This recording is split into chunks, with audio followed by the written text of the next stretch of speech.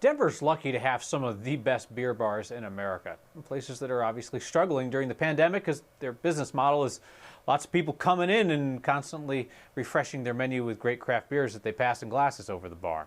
There are different places taking different approaches to try and survive these days. Today we checked in with two.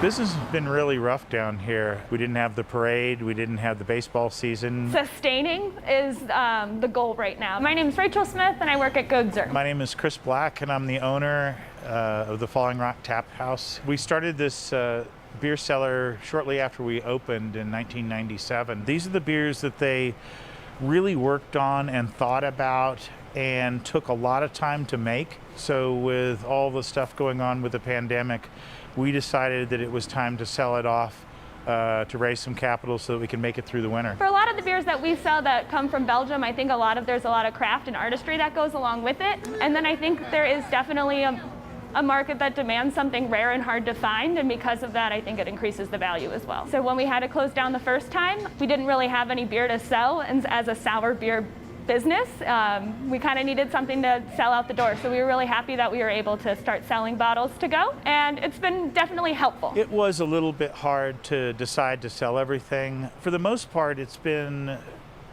kind of cathartic at the same time. I know that it helps me stay here. I've got a much more positive outlook on how things are going right now because of the response to this sale. I'm optimistic that we'll be getting more customers in the door than we have ever had before once we're allowed to have them back in. Photojournalist Mike Grady made the rounds for that story.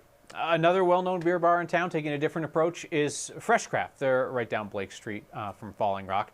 They have decided to close up shop temporarily. They've been doing occasional pop-up takeout days where they'll open up after giving people a heads up on their social media pages.